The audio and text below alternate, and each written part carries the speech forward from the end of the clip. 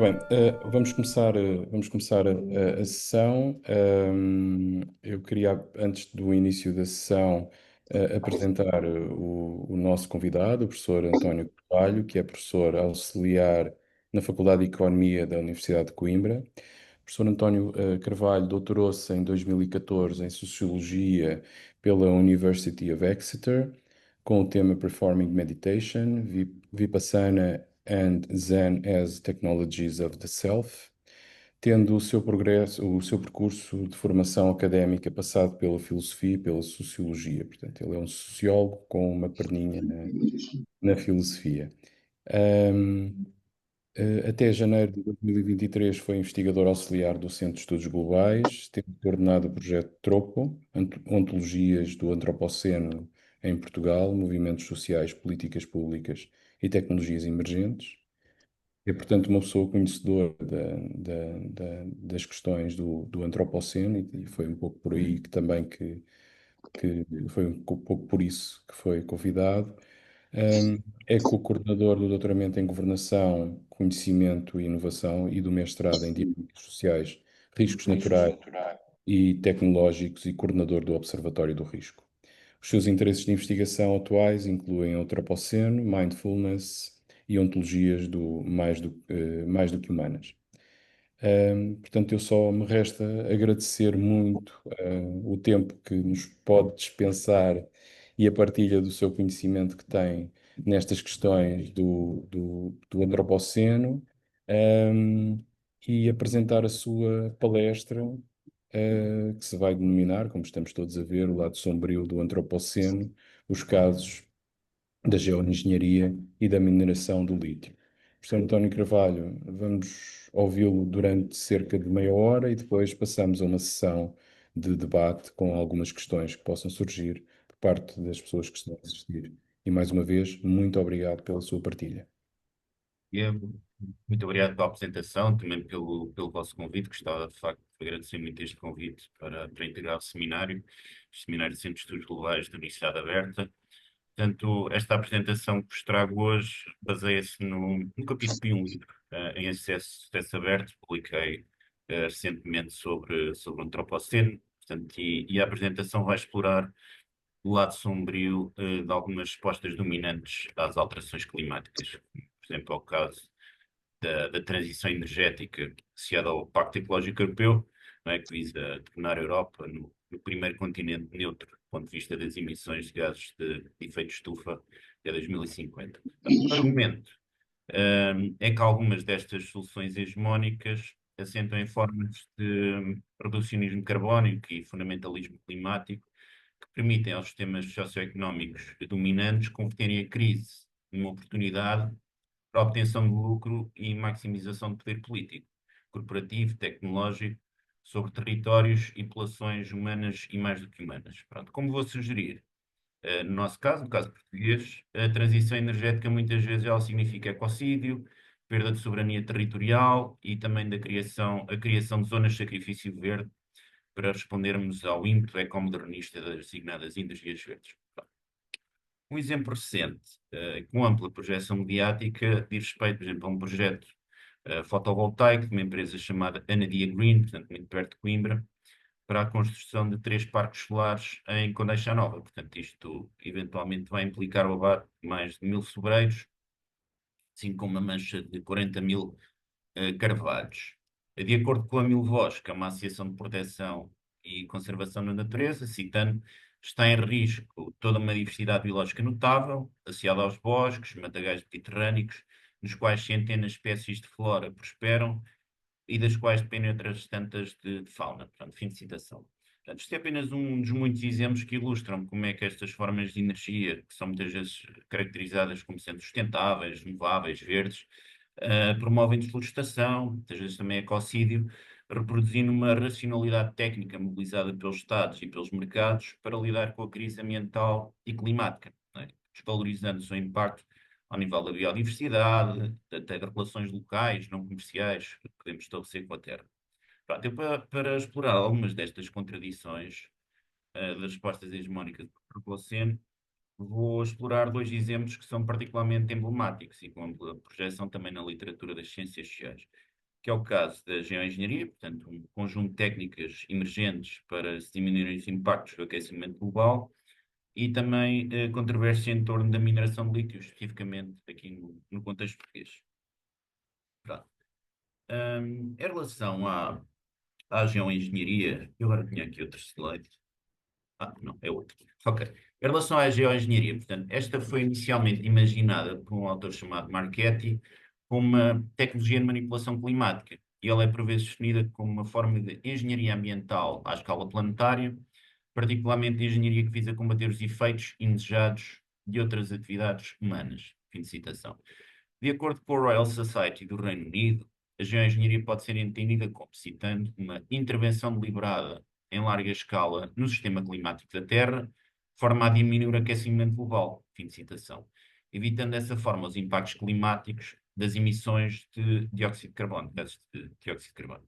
Portanto, geralmente são mencionadas duas principais abordagens no âmbito da geoengenharia. Uma que nós designamos como remoção de dióxido de carbono, portanto, RDC, que visa remover o dióxido de carbono diretamente da atmosfera, armazenando, por exemplo, informações geológicas e assim aumentando a capacidade de assumidores de carbono naturais e artificiais. E depois outra técnica que é bastante controversa, que é a gestão da radiação solar, que esta técnica visa defletir a radiação solar de volta para o espaço, dessa forma, idealmente arrefecendo o planeta. Pronto. Algumas das aplicações de geoengenharia problematizam as fronteiras entre realidade e ficção, como, por exemplo, a possibilidade de se colocarem escudos no espaço para bloquear uma parte da radiação solar antes que esta chegue à Terra. Este filme, o Geostorm, foi realizado por Dean Devlin em 2017. Ele é inspirado também neste conceito de geoengenharia, e, portanto, apresenta-nos um cenário em que existem uma série de satélites no espaço que controlam o clima através de um sistema chamado Hubble, que depois é manipulado de forma maliciosa para gerar fenómenos meteorológicos extremos. Em 2006, Paul Crutzen, que foi um cientista que venceu o Prémio Nobel da Química em 1995, e que popularizou esta noção do antropoceno, publicou um controverso artigo na revista Climatic Change. Portanto, neste artigo, o Paul Crutzen argumentava que, como as tentativas para nós reduzirmos as emissões de dióxido de carbono têm falhado historicamente, poderia considerar-se a aplicação de uma técnica particular de geoengenharia, que seria a injeção de enxofre na estratosfera. Crutzen sugeria que a queima de combustíveis fósseis emite não só dióxido de carbono, mas também dióxido de enxofre, que fica acumulado na atmosfera como sulfato, fazendo com que alguma da radiação solar seja refletida de volta para o espaço. Portanto, de acordo com o autor, neste artigo, estas partículas de sulfato também arrefecem o planeta, pronto, contrabalançando os efeitos do aquecimento global. No entanto, também tem uma série de consequências ambientais, como, por exemplo, chuva ácida, contribuindo para mortes prematuras. Isto, obviamente, levantaria um dilema para decisores políticos a cargo de tomada de decisão sobre geoengenharia. Pronto. Neste mesmo artigo, Paul Crutzen menciona que as erupções vulcânicas, devido à emissão de dióxido de enxofre, têm a capacidade de arrefecer o planeta. Pronto, ele dava o exemplo da erupção do Monte Pinatubo em 1991. Pronto, então, estas articulações, que muitas vezes são estabelecidas entre erupções vulcânicas e geoengenharia, são também interessantes para uma reflexão sobre a dimensão melancólica, afetiva desta temática, muitas vezes até temáticas relacionadas com antropoceno e alterações climáticas. Eu mostro aqui uma pintura, que é o Grito, de 1893, de Edvard Munch. Portanto, este quadro é muitas vezes apontado como uma materialização visual da ansiedade, a cor vermelha dos céus, indica que este estado afetivo reflete também o contexto climático, como se o sofrimento pessoal se assumisse como resposta a uma disrupção do mundo natural, não é? Nós hoje em dia falamos muito, quando falamos de alterações climáticas, também de conceitos como é com ansiedade climática, não é? Outro conceito também emergente é o conceito de solastalgia. Pronto, então em 2004 foi publicado um artigo na revista Sky and Telescope, especulava acerca de uma potencial relação entre este quadro do Edvard Munch e a erupção do vulcão Krakatoa em 1883. Portanto, isto, supostamente, esta erupção afetou a tonalidade dos céus em várias partes do mundo entre 1883 e 84, nomeadamente na cidade de Cristiânia, portanto, agora Oslo, onde na altura residia o pintor. Pronto, então este exemplo é interessante porque nos convida também a problematizar as fronteiras entre o climático e o afetivo e também adivinha o potencial disruptivo de certas aplicações de geoengenharia que têm vindo a ser fortemente criticadas. Pronto. De facto, as aplicações mais promissoras e controversas de geoengenharia, isto são ainda projeções futuras, portanto, pertencem ao domínio da ficção. E, portanto, a maior parte da investigação atual é experimental, baseada em modelações. Pronto. O projeto mais promissor até à data foi um projeto chamado Scopex, portanto, Strategy Controlled Perturbation Experience, foi liderado por David Keith na Universidade de Harvard entre 2017 e 2024. E, portanto, era um projeto que visava contribuir para a compreensão do papel de aerossóis estratosféricos para a geoengenharia solar. Portanto, o projeto ambicionava gerar resultados experimentais acerca da interação entre as partículas, partículas também com o ar estratosférico e com a radiação solar infravermelha. Mas acabou por ser cancelado, portanto, o projeto foi cancelado devido à oposição pública quando se tentou levar a cabo uma experiência na Suécia em 2021 e, portanto, houve grupos ambientais, mas principalmente comunidades indígenas, que se mobilizaram e que eventualmente isto levou ao cancelamento do projeto, com o argumento que portanto, a participação pública sobre geoengenharia não estava a ser tomada em conta, tomada em consideração, e, portanto, isso acabou por condicionar a continuidade eh, deste projeto. Pronto, outros projetos também que estão a ser realizados e que já foram levados a cabo, como, por exemplo, captura de dióxido de carbono da atmosfera, por parte de uma empresa chamada Climeworks, também projetos de bioenergia, com captura, armazenamento de carbono, também vários projetos de arborização na Índia, também na China. Pronto, mais recentemente, a Advanced Research and Invention Agency, área do Reino Unido, lançou uma linha de financiamento de aproximadamente 50 milhões de libras para averiguar o potencial da geoengenharia. Portanto, no Reino Unido encontramos muita literatura, não só a sua participação pública com a geoengenharia, mas também neste momento está a existir um esforço por parte de algumas agências de financiamento para para fazer investigação sobre geoengenharia, nomeadamente gestão de radiação solar.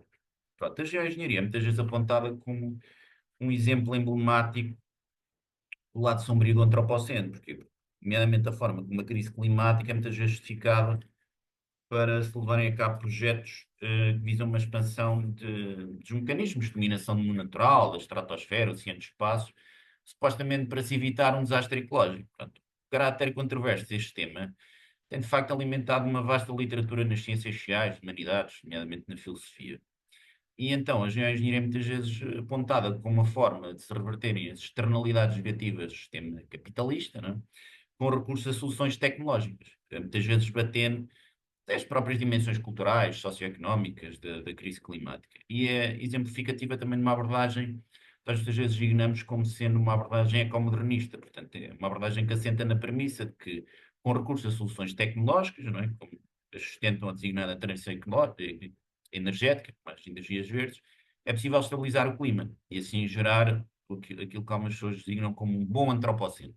Portanto, já a engenharia, de facto, não constitui ainda uma opção política, mas tem vindo a adquirir algum relevo institucional. Por exemplo, em 2009, a Royal Society do Reino Unido publicou um relatório com o título de Geoengineering the Climate, contextualizando a geoengenharia no âmbito da crise climática. Portanto, era apresentada como uma potencial solução para combater o aquecimento global, e também na Universidade de Oxford houve um programa, que era o Programa de Geoengenharia de Oxford, que foi fundado em 2010 no âmbito da Oxford Martin School, que desenvolveu uma série de princípios para guiar a governação futura destas tecnologias, uma série de princípios éticos.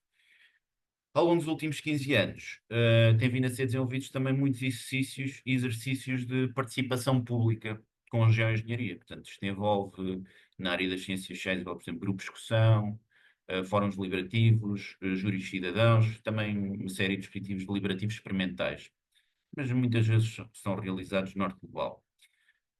No contexto português, eu aqui há uns anos estava a coordenar um projeto de investigação no Centro de Estudos Sociais e nós, de facto, levámos a cabo também, pronto, exercícios de participação pública com a gestão da radiação solar e remoção de dióxido de carbono aqui em Portugal.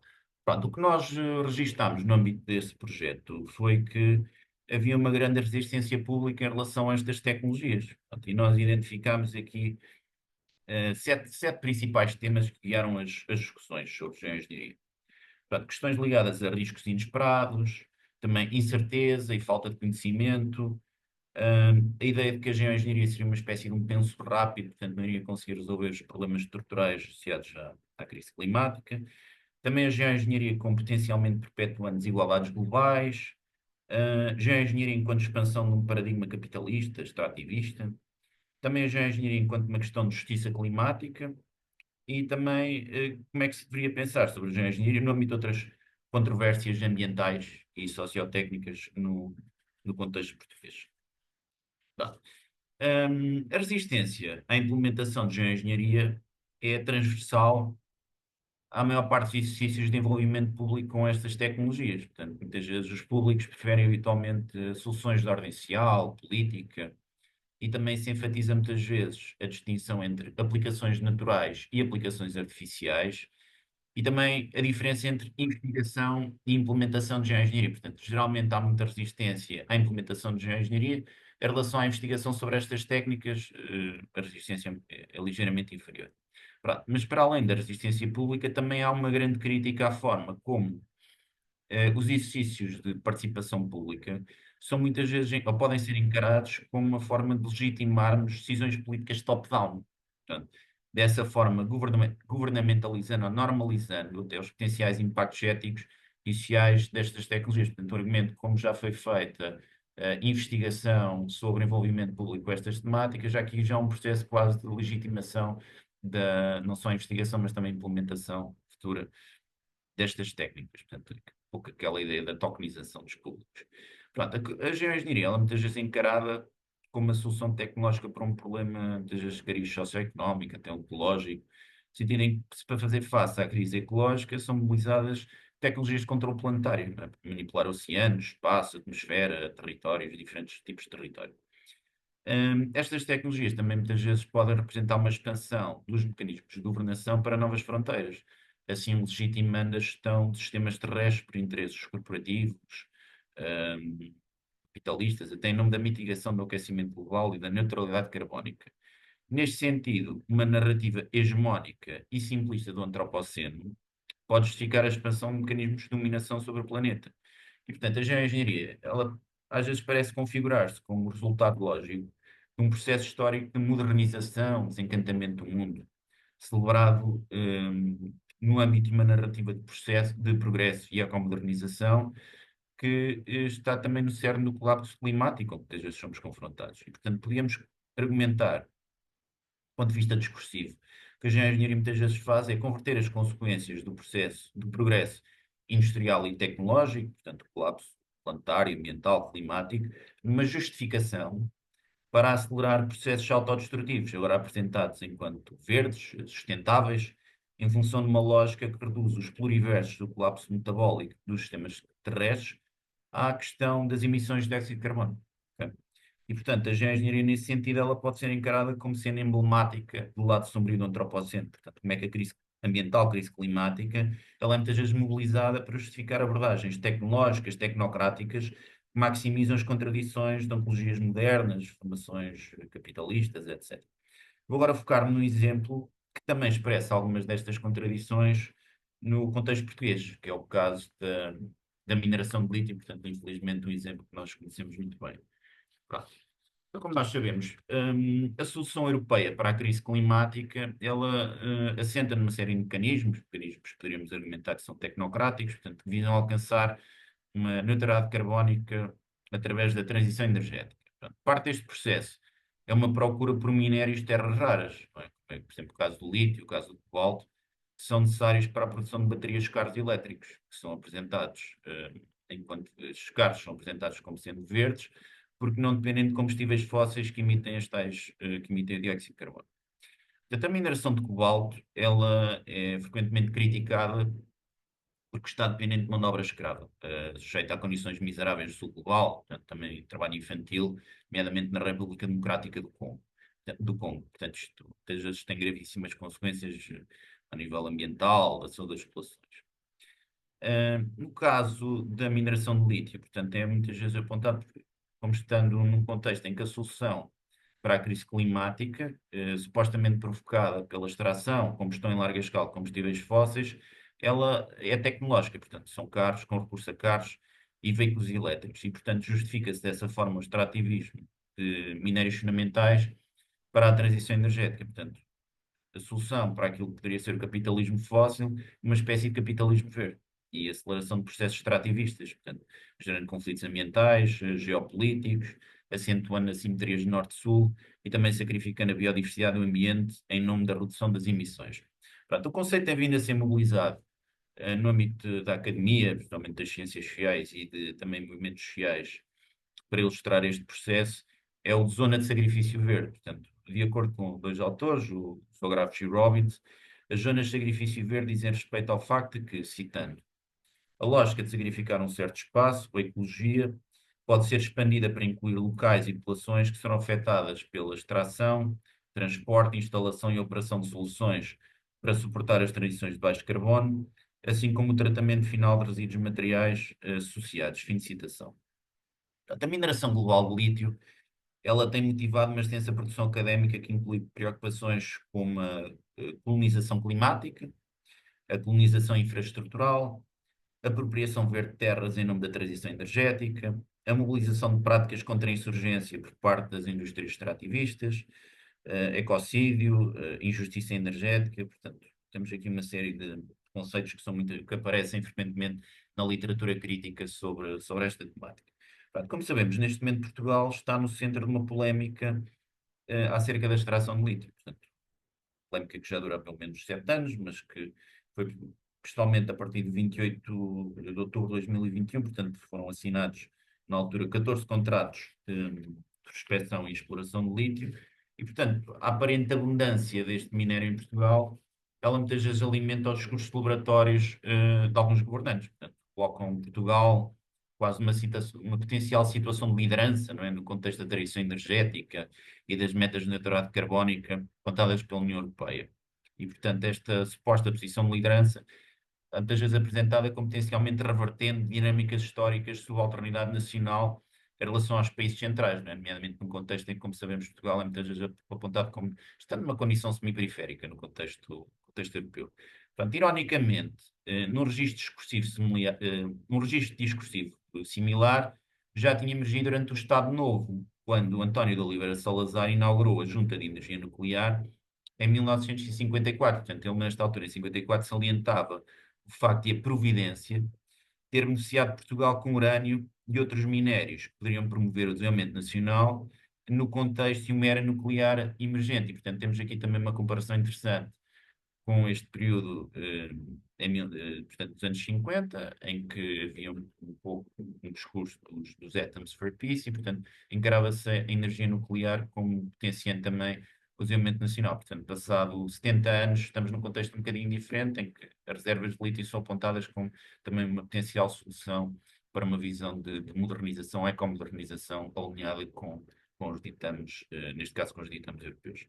Pronto, a maior parte dos projetos para prospecção e mineração de lítio estão concentrados no norte de Portugal. Pronto, a mina do Barroso, que é um projeto liderado pela empresa britânica Savannah Resources, tem gerado um momento emblemático de resistência que este movimento também enfatiza muitas vezes as contradições da designada transição energética. Pronto, em 2018, Barroso foi considerado pela Organização das Nações Unidas para a Alimentação e Agricultura como Património Agrícola Mundial, tendo-se destacado na altura, por exemplo, entre ajuda entre habitantes, forma tradicional de trabalhar as terras, de cuidar do gado. Portanto, com a potencial implementação desta mina, a população local, isto também é dos movimentos ambientais e anti-mineração, a população local receia que o seu modo de vida, cultura, biodiversidade, matriz social sejam totalmente destruídos. Portanto, principalmente devido pronto, à dimensão do empreendimento. Portanto, estamos a falar de 593 hectares, isto é aproximadamente o mesmo em termos do número de campos de futebol, tanto com impactos consideráveis, potenciais impactos consideráveis no nível da vida natural, dos solos, das águas, etc. Portanto, o movimento de anti-mineração, de facto, é provavelmente o momento ambiental mais expressivo no contexto português. Portanto, não deixa de ser irónico que o lítio seja frequentemente apontado como necessário para fazer face à crise climática, não é? Como uma solução para a crise climática, ao mesmo tempo está a gerar todos estes movimentos, que são movimentos ambientais anti-mineração. Pronto, e na placa de escritório da Savana, em Boticas, podia ler-se, por baixo do nome da empresa, a frase Enabling Europe's Energy Transition, permitindo a transição energética na Europa. Pronto, isto revela também o poder do discurso, aparato sociotécnico dominante em torno da neutralidade carbónica e da transição energética para justificar práticas extrativistas em território nacional. Portanto, alguns dos slogans utilizados pelo movimento anti-mineração, como por exemplo Verde é o Barroso ou Sim à Vida, Não há Mina, contrastam com a retórica dominante por parte dos atores corporativos e estatais, assim como com esta narrativa do bom antropoceno, que é muitas vezes mobilizada pela União Europeia, assente numa visão virtuosa da transição energética. Pronto, a literatura produzida sobre esta controvérsia ambiental, especificamente no caso português, é já considerável. Portanto, isto também acaba por reforçar o poder da academia, nomeadamente de abordagens engajadas, ativistas, associadas à investigação-ação, para analisar e criticar os fundamentos destas visões dominantes da transição energética e também da gestão da crise climática. De facto, a mineração de lítio ilustra o lado sombrio da transição energética a nível europeu e é também um caso explícito de múltiplas injustiças energéticas. Portanto, se tiverem interesse neste caso, mostro aqui um artigo que publiquei com uma colega há aproximadamente 2 anos, que basicamente mobilizamos o quadro teórico da justiça energética para analisar a controvérsia da mineração de lítio aqui em Portugal. Pronto. Mineração de lítio é altamente controversa e emblemática do lado sombrio e contraditório do antropoceno e da gestão hegemónica da crise climática. Para além disso, o lítio também muitas vezes problematiza as fronteiras entre o geológico e o afetivo, não é? Sabemos que o lítio é um conhecido estabilizador de humor, utilizado em contexto psiquiátrico para tratar patologias como a doença bipolar, a depressão. Não é? Se a geoengenharia é frequentemente criticada como uma solução tecnológica para a crise climática, podemos também encarar a mineração de lítio como incorporando uma série de contradições da modernidade, nomeadamente mobilização de soluções tecnocráticas, tecnológicas, para pacificar, quase medicalizar, as consequências negativas do extrativismo, capitalismo fóssil. Não é? Tanto no caso da mineração de lítio, como na potencial construção de megacentrais fotovoltaicas, as zonas do interior são sacrificadas, não é, para se permitir a transição energética. Portanto, isto faz com que o reducionismo carbónico se torne num dispositivo para justificar o agravamento de desigualdades territoriais a nível nacional. Também para agravar o caráter semiperiférico de Portugal no contexto europeu, levando à potencial destruição da biodiversidade e de epistemologias locais em função de um projeto mais vasto de ecomodernização e da reificação de soluções de tipo tecnológico para fazer face à crise climática e ambiental. Pronto, eu aqui nesta apresentação tentei refletir um pouco acerca de como é que estas versões hegemónicas do antropoceno aceleram o processo de instrumentalização, desencantamento do mundo, recorrendo à crise climática para justificar a manipulação dos oceanos e da atmosfera, a mineração de terras raras ou até o abate de árvores para a construção de infraestruturas de energia renováveis. Portanto, isto acaba por ser mais claro no caso das controvérsias em torno da energia solar e já encontram também alguma literatura sobre, sobre crítica à construção de megacentrais fotovoltaicas no contexto português. Bem, se tiverem interesse, publiquem um artigo com dois colegas no ano passado, também aqui nesta revista, justamente sobre a tentativa de construção de uma mega central fotovoltaica no Cercal, também com recurso à questão ao enquadramento da justiça energética. Pronto. Então isto permite-nos argumentar ou sugerir que as consequências nefastas da modernidade ocidental muitas vezes se convertem em combustível para uma aceleração dos processos extrativistas, expandindo mecanismos de controle, mercantilização para novas fronteiras, portanto, convertendo o colapso ambiental e climático numa justificação para transformar o planeta numa zona de sacrifício em função da designada transição verde. Esta distopia entrópica justifica a apropriação de terras para o desenvolvimento de projetos associados ao extrativismo verde, ou energias renováveis, também colonialismo climático e energético, não é? Em territórios sul global, mas também de países semiperiféricos como Portugal, pagam de forma desigual os custos da transição energética. Também uma expansão dos mecanismos de húbris e controle sobre o planeta em função de um suposto ethos reflexivo, portanto, que mobiliza uma série de intervenções tecnológicas, infraestruturais e burocráticas que visam evitar a catástrofe climática e ambiental, né, o designado bom antropoceno, que com recurso à ideia de stewardship ou navegação dos sistemas terrestres, com recurso a toda uma série de intervenções tecnológicas.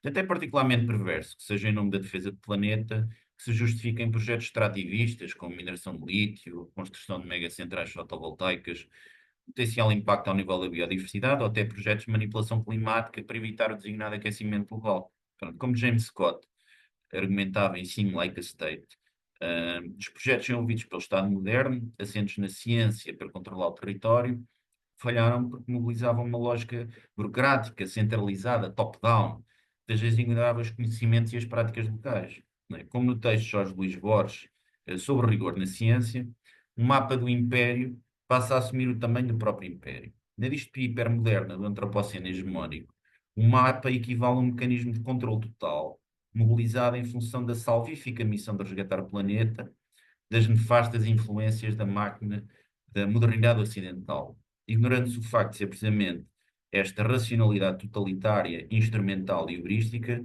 que está na gênese da crise climática e ambiental.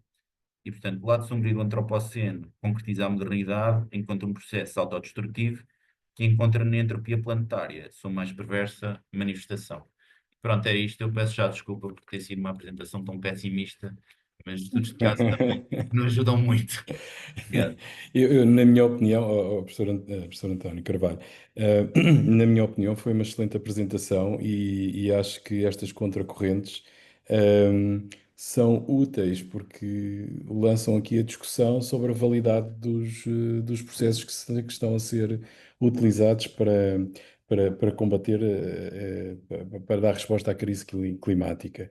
E, na minha opinião, portanto, é uma opinião muito pessoal, eu agradeço muito e gostei muito da apresentação e da sua visão sobre sobre esta problemática.